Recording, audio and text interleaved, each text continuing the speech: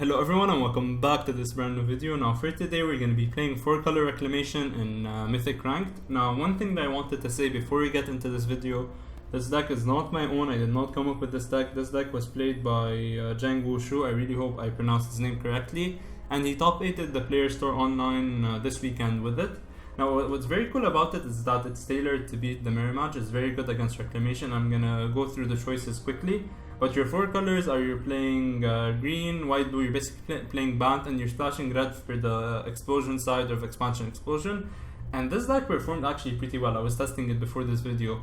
So it's a super fun deck that I advise you to try if you have the pieces. And let's go quickly through the land base. So all of these are just made for you in a way to kind of hit your red source when you need it, because you don't need it early on. And you can always have a Reclamation and then untap your red source if you only have one, and then use it for the explosion side of expansion explosion, so you're not that worried about red.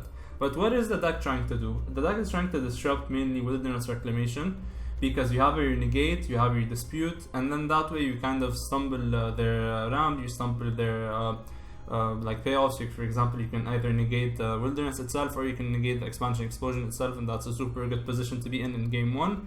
And then you have your own ways to ramp, like Growth Spiral, Uro, so you don't fall behind on ramp wise or land wise. But the Teferi time Raveler is the main thing that really makes me happy to play this deck, because Teferi is never expected by anyone when you're playing this kind of strategy, because they just assume your Reclamation strategy, and then you tap out, you play your Teferi, you jam it, you kind of stop their gameplay, and now you're the only one that gets to abuse Reclamation. That's actually a super smart idea by Wushu. I was really inspired when I was seeing him watch. Now Shark Typhoon is just here for you to maybe stop another Teferi, or you could just use it to protect your own Teferi, and that's going to be pretty much it for the main board. For the sideboard, I changed one card. He was playing 3 Tolsimir Friend Tools. I'm playing 2 Commence the Endgame. So I added 1 Commence the Endgame, took out 1 Tolsimir Friend of Wolves. Besides that, he has 4 Devout Decree, because the main board is not really tailored to beat aggro decks, so he kind of needs something against those, and Devout Decree is a perfect thing for that. Aether Gust is also good against not only aggressive red decks, but also against Reclamation, so you can side this in as well. Nightpack, Ambusher, and Tolsimir are there for you to kind of switch into a creature strategy post board, because you don't always have the option to keep on playing Reclamation post board, because usually the games become apply pressure using creatures. That's at least what I saw from the player store. And Tolsimir and the 1-2 punch of Tolsimir and Nightpack Ambusher is super cool, because you get to play your Tolsimir, you gain 3 life next turn maybe, or like on your opponent's turn, you flash in your Ambusher fights something, and then you can block with it maybe. That's super good. That's a super good sequence of events. And just every end step having the ability to kill something, gain 3 life, that's super cool. Commence the Endgame is usually here. It's sided in the mirror match, just because in the mirror match you keep on just passing to each other, and that way you can capitalize on that by playing this at end step and then creating a huge token. And why are we favored in this matchup? Because the Teferi can also bounce their Commence the Endgame token, and that's super good, and it forces them to play them on main phase, so that's also good for us. And Brazen Borrower, in my opinion, is the main thing that kind of pushes you over the edge in this mirror match, because Borrower can bounce Reclamation, it can bounce Shark tokens, a lot of things Borrower can do, and I really like that card in the main board. So that's going to be pretty much it for the DeckTech. Before we get into our games, I would like to please ask you to subscribe, because it helps the channel a lot. And with that out of the way, let's get into our games. Going into our first game of 4-color Reclamation, I think this is a very slow hand. Even though we have Teferi on turn 1, if we're playing against any kind of fast deck, we're just in a very bad spot. This is an even worse hand, but I don't think I want to go even lower. So I think we can keep this, and we can bottom the Stomping Ground, just because I already have access to red and I don't need more than 1 red source currently. Let's really hope he's not playing some kind of aggressive strategy, and off the top he plays a mountain. Alright, this doesn't seem like a game 1 we're going to win. I'm going to try my best in game 2. But game 1 seems like it's out of reach, maybe. I mean, Teferi can maybe stall them for a bit. Alright, this is looking like light up the stage turn, I guess. Is it? I mean, Brazen Borrower is our best thing against these kind of stacks, but we sadly did not draw into any of them. Please don't play another 1-drop. He plays another 1-drop. I mean, opponent just got it all covered. Alright, so there's a Brazen Borrower, which is decent, because it gets to bounce the Steamkin, and then maybe we can counter it the turn after. Or we could just bounce something, prevent some damage. That's also an option. Opponent touches the land, you play a land, he doesn't play a land yet. I'm gonna take the damage because don't really care about one extra point of damage anyways. I'd rather time walk him by bouncing one of his threats. Then maybe untap Teferi, bounce the other one. That's also a good turn of events for us. Alright, so Steamkin. No other land, that's good for me. So we're just gonna bounce that Steamkin. And now I think we can safely... we can't play Teferi because I messed up. Do we just keep the Dispute to kind of counter whatever he plays? That's also an option. And I think that's an option I like a lot because maybe this might be the only way for him to get his mana. And he plays, okay, he might just play an Anax, so just counter the Anax maybe. Or he could go into Steamkin and then play Light Up the Stage. So that's, I think I'd counter Steamkin anyways. But I mean, options are there. Options are definitely there. Alright, so we're down to 12, but it's not the worst issue. Yeah, we counter that Steamkin because I don't want to play against the Steamkin, honestly. We could Uro and then and then gain life, play Tempted Garden, or we could go for different plays, seeing how what our opponent did. Yeah, I think we go for Uro, gain some life, play a Hallowed Fountain, and then untap, play our Reclamation next turn, or just play Teferi, bounce Anax. That's what I think he's just gonna play Anax, right? At least that's my reasoning now with this current sequence of events. I think he's just going to play his Anax. So we can safely just play Teferi, bounce Anax, and that's a good turn of events for us. And I don't think we're that behind. I mean, we're currently going to take 3, but Uro gained us back the life, meaning that opponent just did not do anything his last turn. He just dealt 3 damage that we gained right back. And we're approaching more and more into Uro territory. Alright, so Anax is fine. We're just going to bounce it to Teferi. And having Teferi also stops Ember Cleave in case opponent does draw into a 4th land and then attacks with 2 creatures only.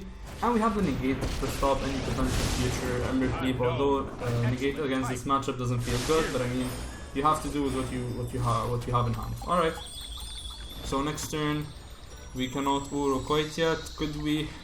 We Fabled Passage crack, we Spiral. Teferi is dead, although it doesn't seem like he's going to attack it. I really don't know. Alright. Teferi seems like he's a dead man. Alright, sorry Teferi, I mean, I tried to protect you, but I failed miserably. I'm very sorry for you. I mean, you know I love you, you know that, Teferi. So we have 3 cards in graveyard currently. We still need to jam in 3 more. I don't know how we're going to do that. Opponent is probably going to play his Anax.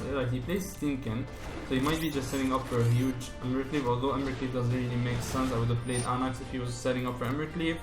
Yeah, having no access to a board at mainboard is quite annoying, not gonna lie to you. Play our land, it's okay. Scrap this. We're missing 1 card in the graveyard for Anax, for Uro, I mean. We don't play Anax. Please stop that Fabled Passage. Okay, I mean... Alright, I mean that was a very lucky draw, but I mean, luck is part of magic, everyone. Alright, so we can just slam in our Uro, and then we also have enough to play our Reclamation. That feels like a good turn, that feels like a very good turn. Alright, and then if we get to win this main board game, I think we're very ahead, just because sideboard we can put in some aether gusts, and we draw Expansion Explosion. I mean, the last couple of draws were insane, I'm not gonna deny that, I'm not gonna act like this was all skilled. This was a very highly lucky play from us. If he's planning on attacking with the Steamkin to kill our Uro after he Ember Cleaves, he's gonna meet our sad Negate for him. What's funny is that Robber of the Rich doesn't do anything because we have just 2 cards in our hand and he has way more. Let's leave it at way more. Do you attack opponent or do you don't do anything? He could play land and then Ember Cleave, but I mean, doesn't seem like he has his Ember Cleave, does he? So opponent, considering his options, is going to shock our face, which is very rude. Maybe he can now play remove counters from Steamkin and then Ember Cleave that way. Alright, that seems like a decent line of play. I can Expansion Explosion for 4. So I can kill mainly a lot of things. That's something to look forward to. I could have killed Steamkin in response, but I highly think he's trying to Ember Cleave, so I want to stop this plan of him thinking he can Ember Cleave. Alright, so he attacks with everything besides the Steamkin. That's weird. That's very weird. I mean, if we're gonna kill anything, I think we kill the... What do I kill? The Scorch Splitter, or do I just kill the Robber of the Rich? I think I kill the Scorch Splitter because he can just kill me with Scorch Splitter alone if he keeps doing this. So I think I'm fine with killing that. And then if he goes to Ember Cleave anything, we just negate. So I'm not that worried. Alright, so we pass the first strike damage. We take a bunch of other damage. I think we just kill this in response to before Anax hits the field because I don't want him to get the counters from him. Or we could just kill the Anax, but I don't think that's the line of play I want. We can expansion explosion for 4, kill off the Steamkin, draw 4 cards, and now Robber is actually gonna do something, but I mean it's too late. We draw another expansion explosion, we draw another reclamation. Is that enough to do lethal? I don't think it is. 1, 2, 3, 4. So we have 8 mana. 8 mana plus 8 is 16. 16 plus 4, that's 20. I can do it for 16. If opponent doesn't block, we have lethal. Alright, let's hope opponent doesn't block. If he does block, we don't have lethal anymore. Alright, do you block opponent? Alright. So we simply have lethal because opponent did not want to block. That's good with me. Let's make sure we have this lethal before going into anything. So 4, and then 1, 2, 3, 4, 5, 6, 7, 8. 8 and 8, that's 16. 16 plus 4 is 20. I can do it. I think yeah, we can definitely have lethal. If I misplayed, I'm sorry, but I don't think I did. Alright, so QQ is, by the way, if you don't know this, QQ automatically floats all of your mana in the best convenient way possible. So you can do that. We have way more than 14 cards in my library, so I'm fine with drawing. So let's, not 13, not 13. I'm insisting on misplaying. Alright, so 1, 2, 3, 4. Take 14 damage, we draw 14, and I don't know how we won this game, but we just did. Alright. Always feels good to draw cards in Magic. Alright, so game 1 goes to us, and something I'm very happy about. Game 2, of course, I'm gonna be siding in my Aether Gust, siding in my Devout Decree. Tolsimir is insane, and Nightpack Ambusher is also super good. I don't know if I want to place it quite yet. What I'm sure of is I don't want my Negate, and I don't want my Disputes, because Dispute and Negate are not gonna do anything. Don't think we need expansion. I don't think we want to be playing the Wilderness strategy because I mean, at the stage where we have a Wilderness, I think we already have stabilized enough to where we can win anyways, so I don't think we need to go for that route. Maybe we cut down on 1 Borrower because it can't block, and Aether Gust time walks then better because putting on top is different than just bouncing.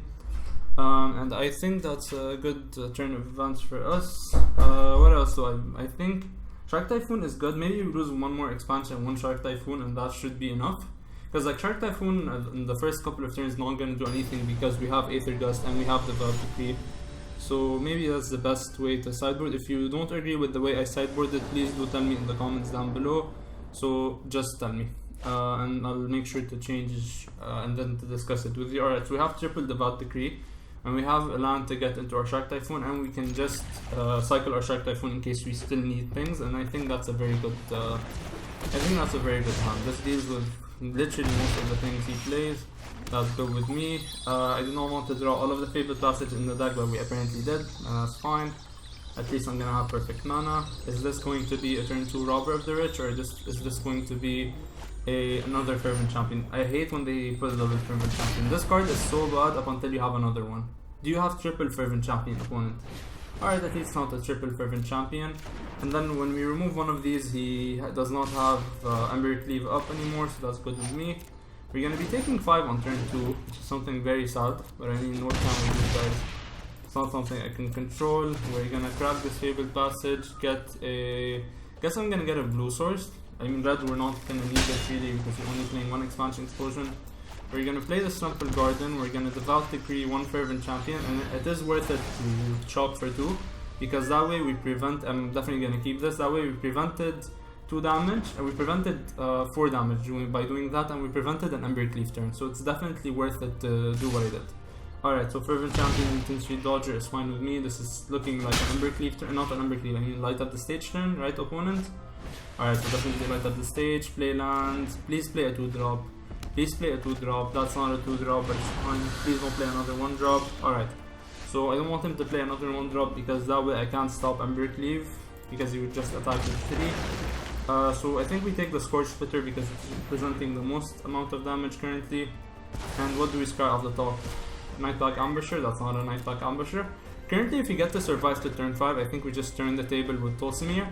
That's what I'm trying to do. I don't know if we're gonna succeed at that. He can now just play his Ember Cleave. Thorbrand is quite annoying if you ask me. We're gonna be taking 6. We get to exile it. And if we survive next turn, I think we're gonna be theoretically fine. Alright, Brazen Borrower is a good pickup. So do I keep my Passage Crack next turn? Seems like the play we're gonna be doing. I think I just favorite Passage now and then crack both next turn. We have the mana for Tolsimir, so please opponent don't have... I think we're just dead. Yeah, never mind, we're just dead. I didn't notice that this is a castle, so we're just dead unless opponent doesn't really notice it. Do you notice it, opponent? Opponent, do you notice it? Do you notice it? I mean, he probably sees it. He's in Mythic. I don't think someone in Mythic does not see the simple plan. He does not see his castle. Alright, fine with me. That's very, very fine with me. Unless like he just has Stomp and then he just slow rolling us and he just wants us to suffer. Alright, Undercleave does work. But I mean, you could have done it with just the castle opponent. Alright, so sadly, that's a resolve Undercleave. That's 4 damage. That's not something we could have survived anyways. Alright, so I don't think we sideboarded incorrectly. I just think our lands were maybe a bit too slow. We tried, but just having double Fervent Champion was super annoying. And there are some draws where you don't stop on a red. There are some times where you simply just cannot keep playing with that deck. You can't just stop it simply. So we're gonna choose to play first, obviously. Ramp into Borrower is decent enough. I mean, we don't have early interaction, but like Borrower is enough of a bounce to stall things, and then we have Growth Spiral. I think we keep. We try to outpower them using our ramp. We kind of try to get ahead in the matchup, and then we can set up Growth Spiral turn 2, Teferi turn 3 bounce. Alright, in the mulligans. So as long as he doesn't hit, what was the guy's name? I forgot. Robber of the Rich. That's good for us. I always used to play Jeskai Control before switching into this deck. I used to play Jeskai Control that used to switch into siding in for Robbers of the Rich, and then whenever I would use the mulligan, I wouldn't feel that bad when I hit a Robber of the Rich, because exactly this card gets better when you mulligan. But I think we're not going to be on equal terms, are we? 1, 2, 3, 4, 5. Yeah, we are actually, so he doesn't get anything from the top of my deck. Yeah, opponent, just use your deck and not mine. And we're going to keep on ramping, trying to set up for some huge plays earlier. And I don't think there's anything I'm afraid of currently. Alright, the Vat Decree is a very good card against them, obviously. And I'm gonna play my Temple card in tap. I mean, we could have shocked, but then shocking just bounces the Robber of the Rich and doesn't really do anything. I'd rather keep it for later. Fervent Champion is a nice top deck for my opponent. Why am I saying that it's a top deck? Because he did not play a 1-drop. Meaning that if he did not play a 1-drop, that he just top decked this Robber of the Rich. I mean, this Fervent Champion. I think we just exiled this Robber of the Rich, and we're not far away from the Vat Decree off the top. That feels actually very good. I'm gonna keep it, and we're not far away from not flashing back, escaping Aura. I don't know why I keep saying flashing back, because like it's a way different mechanic. Alright, so we're gonna be taking one, or do I stop and light up the stage? I don't think he has light up the stage. He would have used it last time, because like he had 1 mana up and he didn't do anything with all of his mana. I think opponent simply just not. Alright, he probably must have top decked it, because honestly, last turn he did not do anything, if you remember, and not doing anything. Alright, so we simply just win that game, but I think we were going to win it anyways. So that's gonna be pretty much it for the deck. If you guys enjoyed, please do consider subscribing, because it helps the channel a lot. Of course, I had fun in the match because I destroyed Mono Red. Thank you so much for watching, and I'll see you guys next time.